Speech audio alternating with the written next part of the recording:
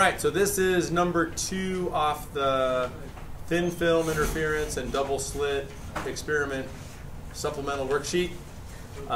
So we have this situation where we have light being passed through 2 slits separated by a distance d. The distance from the slits to the screen is L. Now this is going to give an interference pattern that looks like this. So we're going to have this intensity in the middle.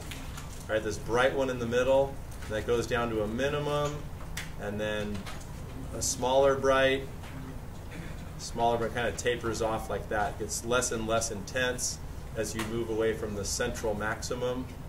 So it's going to get smaller like that. We'll draw a line down the middle like this. So this is called the 0th order bright. This is m equals 0. This is the 0th order dark. That's m equals 0 for dark. This right here is the 1st order bright. That's m equals 1 for bright. This is m equals 1 for dark.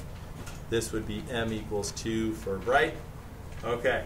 So the equations that apply here, look, so we derived this in our lecture.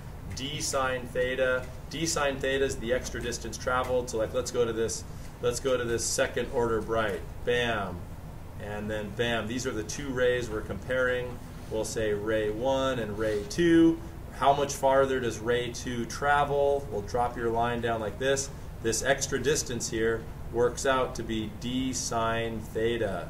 So if this is going to be a bright, then what does d sine theta have to be? It's got to be a whole number multiple of a wavelength. Now, for a dark, like let's say instead we did it for, let's just back this up and do it for the dark. For a dark, what does d sine theta have to be? It's got to be a 0.5 multiple of the wavelength. So if you're focusing on a dark point like that, that's a minimum, then your extra distance traveled, this is still d sine theta, but d sine theta is going to be m plus 1/2 lambda. It's got to be a 0.5 multiple of the wavelength. And then before we start solving this problem, this other equation we're going to need for this problem. This other equation, now where does this other equation come from? Well, here's where it comes from. So again, let's focus on the 2nd order. Let's go to 1st order bright. We'll focus on the 1st order bright, bam, right there. And then bam, right here. Well, look, what is theta? Theta appears in 2 places. But the basic definition for theta is it's the angle from the midpoint between the slits up to the point you're focusing on. This is theta right there. And it also works out to be the same theta from d sine theta. The thetas are the same. It appears 2 places in this diagram. Okay, so what is sine theta? This is an approximation. This is not highly accurate, but it's in a lot of physics textbooks. So what would sine theta be? So sine is opposite. So let's focus on this triangle. So what is opposite? What is this distance right here? Well, we call that distance right there y, right? That's where the fringe will appear on the screen. So sine is going to be y. Now what's the hypotenuse here? Well, if theta is small, if this is a really small angle, can't we just approximate the hypotenuse to be L? Yeah, so it's an approximation. So we have sine theta equals y over L. Let me back this up before I can't. So what we just derived was this. We just derived that sine theta equals y over L. So you take this, plug it in for sine theta, and then you get this other equation there, which is y equals lambda L m over d. Okay, so let's answer the questions on the worksheet. First question on the worksheet. Calculate the frequency of the light. So what do we have here?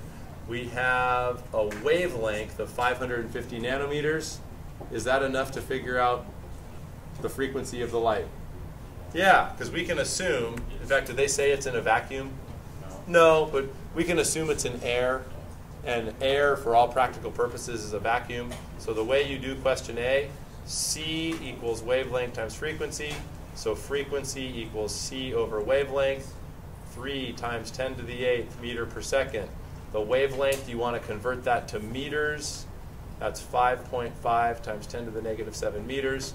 And this gives the answer of 5.45 times 10 to the 14th hertz. That's the frequency of the light. Okay, B. Calculate where the second order bright fringe will appear. Well, as long as you have the equations, it's really pretty easy. Where will the second order bright appear? So what it's asking for is the distance from here up to here to m equals 2. We want to find that distance right there. So how do we find that distance right there? We're going to plug into this equation here. So for part B, we go y equals lambda L over d times m. So y is going to be, so our wavelength, put it in meters, 5.5 times 10 to the negative 7 meters. L was given up here, right here, 2.2. The distance from the slits to the screen, 2.2 meters. And then the distance between the slits is given, 1.8 times 10 to the negative 5 meters. And then what's our m? 2, because they told us the second order. In the question it says calculate where the second order bright fringe will appear. So that's 2. So you punch this all in, and you get, comes out as 0.134 meters, or 13.4 centimeters. It's not too bad. Does this make you miss the days of AP Physics 1? Yeah. Does it? It's really not too bad. Okay. C, calculate the distance between two adjacent dark fringes. Okay, so we want to find how far apart two dark fringes will be from one another. So, you know what, dude? Look at, look. Look what we just found out. Watch, I'm going to show you a quick way to do it. We just found out that this distance right here is 0.134 meters, right? So, wait, I drew that wrong. To the center of the, to right here. M equals 2 is right here. From there to there, we just found that distance out. So what would be the distance between two dark fringes? So dark to dark. Wouldn't it just be half that?